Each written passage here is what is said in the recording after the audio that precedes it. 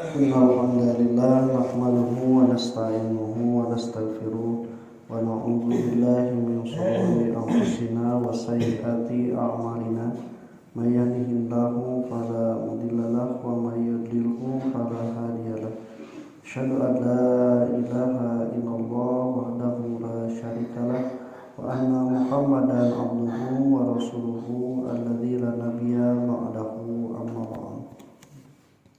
Ikhwati iman rahimakumullah, kalau di ayat yang sebelumnya Allah Subhanahu wa taala menerangkan bahwa manusia yang tergelincir dalam kemaksiatan itu atas ajakan dan janji-janji palsu dari setan. Nah, kemudian Allah menjanjikan maghfiratan minhu wa fadlan. Nah, maka di ayat selanjutnya Allah Subhanahu wa taala memberitahukan bahwa untuk mendapatkan maghfiratan minhu wa fadlan itu harus mempunyai al-hikmah yang dikatakan dalam ayat yu'til hikmata may yasha wa may yu'tal hikmata faqad utiya khairan katsiran wa ma yadhakkaru illa ulul albab. Akan diberikan hikmah ini kepada yang dikehendakinya, dan siapa yang diberikan hikmah maka sesungguhnya dia telah diberikan kebaikan yang banyak, dan tidak ada yang menjadikan peringatan kecuali ulul albab. Nah, ikhwati rahimakumullah, kalimat yang harus kita bahas adalah di sini tentang hikmah. Di hikmah itu kalau asal bahasanya itu artinya menghalangi. Jadi kalau seseorang sudah punya hikmah, dia akan bisa menghalangi sesuatu, menghalangi seseorang dari berbuat sesuatu. Kemudian hikmah ini dalam bahasa Arab digunakan untuk namanya kenyenteh bahasa Indonesia kendali. Jadi yang mengendalikan kuda ketika dia dinaiki. Urang merenang mobil setang atau napi setir.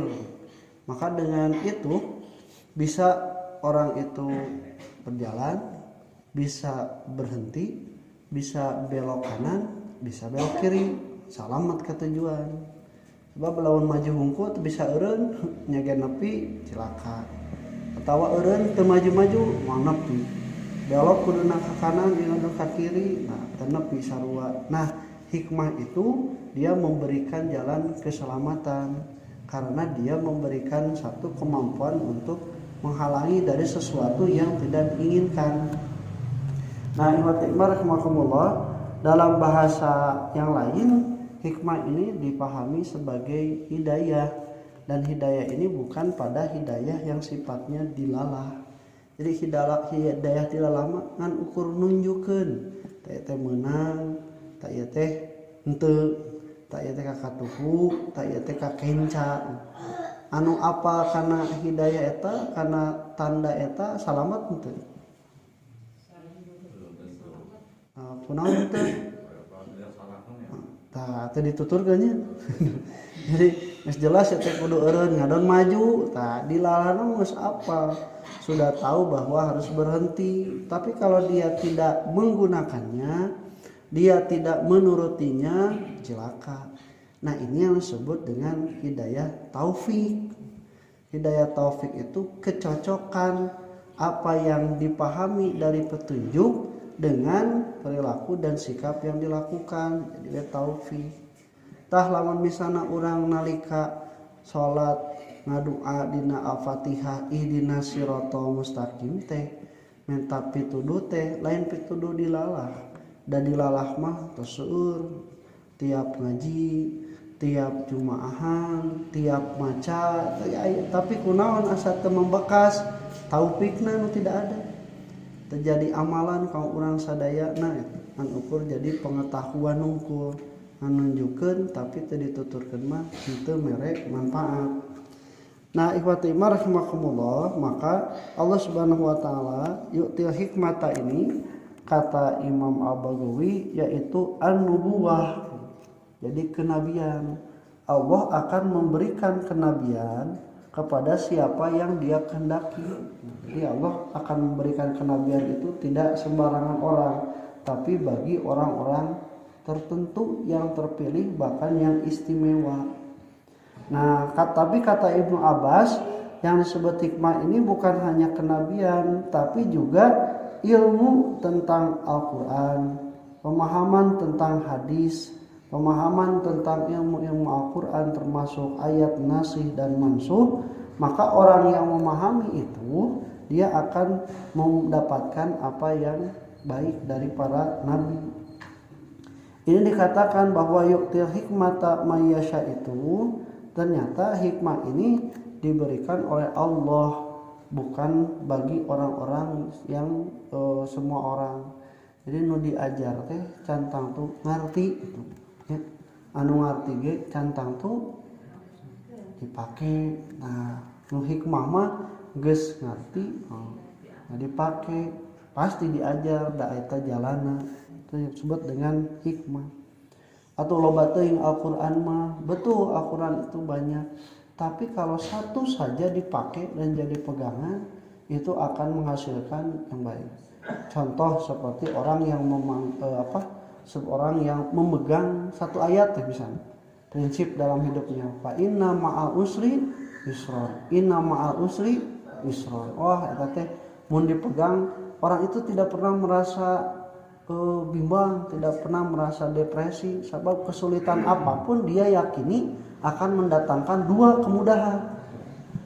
Atau misalnya seperti kata-kata motivasi, manjada wajada, siapa yang bersungguh-sungguh dia pasti berhasil. Nalika aya nu berhasil ditanya pasti tipsnya apa, motifnya apa, sederhana, manjada wajada. Geus beres poinnya, berarti orang can berhasil teh sungguh-sungguh. Eta teh tina kalimat Al-Qur'an, wa man jahada fa innama yujahidu li nafsi. Siapa yang berjihad, bersungguh-sungguh, bersusah payah untuk dirinya sendiri.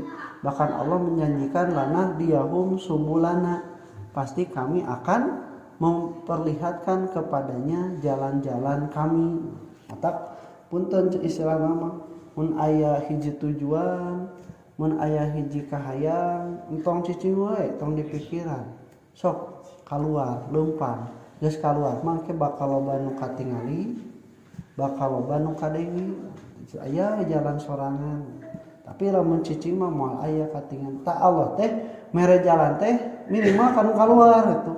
Aya teu kaluar acan mah jalan sakumaha gede oge da moal pangaruh. Tapi jalan sakumaha sempit lamun geus kaluar mah pasti bakal mere pituduh. Nah, rahimakumullah, bahkan Allah menjanjikan wa may yu'ta hikmata faqad utiya khairan katsiran. Siapa yang telah diberikan hikmah ini, maka sesungguhnya dia telah diberikan kebaikan yang banyak. Siapa yang mendapatkan kebaikan dari ilmu agama, dari Al-Quran dan hadis, maka seolah-olah dia mendapatkan kebaikan seperti Nabi. Bedanya hanya Nabi menerima wahyu secara langsung, dia mah tidak menerima secara langsung. Tapi kan esina mah sarua. Nu ditarima ku Nabi teh Al-Quran, jeung hadis, terus ku urang eta teh digunakeun, diamalkeun. Itu kan sama dari segi kemanfaatan. Beda nama Nabi mah langsung menerima sebagai wahyu, urang mah henteu. Tapi kan kebaikannya sama. Faqad utiya khairan katsiran. Dalam hadis yang lain dalam hadis Rasulullah SAW mengatakan may yuridillahu bihi khairan yufaqihu fiddin. Siapa yang dikehendaki oleh Allah Subhanahu wa taala kebaikan, maka dia akan dipahamkan dalam masalah agama. Kenapa sampai seperti itu? Karena kan apa yang ada dalam Al-Qur'an itu pola pikir dari Allah, dan orang yang menggunakan pola pikir Al-Quran ini, dia seolah-olah menggunakan pola pikir dari Tuhan semesta alam. Tidak akan ada yang bisa mematahkan, karena kan pola pikirnya dari Allah Subhanahu wa taala yang tidak pernah ditemukan adanya kekurangan. Nah, ikhwati iman rahimakumullah, tapi itu tidak akan didapatkan kecuali oleh ulul albab. Wa ma yadzakkaru illa ulul albab. Kalimat albab itu bentuk jamak dari lubun. Lubun itu kesina, jadi mengkacang teh aya cangkangna nu teas, aya kulit kacangna, aya kacangna. Tah lubun itu kacangna, lain cangkangna, lain kulit tipisna. Orang yang ulul albab itu dia langsung kepada inti substansinya naon, bukan hanya terpaku pada yang kelihatan dohir. Ya, datang dohir kayak budak teh kunaon cari wae, buat teuing hayang jajan, lain ternyata. Non deui itu buat teuing non buat teuing diheureuyan, lain ternyata pas dia pahami, oh budak teh hayang perhatian. Tak kadinya lu da dibere jajan oge, teu dibere jajan oge, dibere perhatian mah jempe ya, da teu dibere duit oge, dibere perhatian mah jempe. Oh berarti eta pokokna mah. Nah orang yang ulul albab itu sampai kepada ini. Nah bahkan pada ayat-ayat ini juga, pada ayat-ayat Al-Quran, orang yang ulul albab itu dia langsung pada inti substansinya, inti pada masalahnya yang kadang dapat ditangkap oleh dirinya, yang tidak dapat ditangkap oleh orang lain. Sapertos dina kalimat yang misalnya sapertos dina bab infak nu urang sadayana nuju dibahas. Oke, cenah ai infak teh ieu teh nambahan atau ngurangan. Tah gitu. Lamun masih keneh oh infak teh ngurangan, eta mah can ulul albab. Ya, can ulul albab sabab masih keneh cangkang.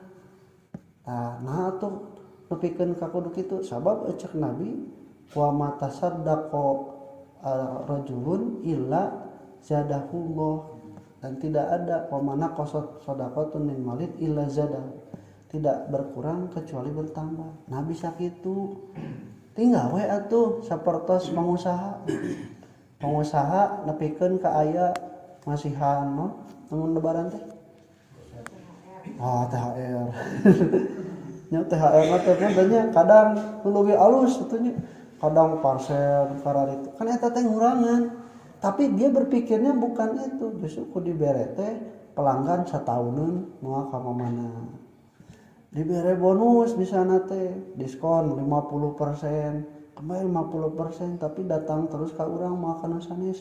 Nah itu teh sudah pada inti, bukan lagi pada itu. Kalau kita berpikirnya pada lubun, bukan kepada cangkang.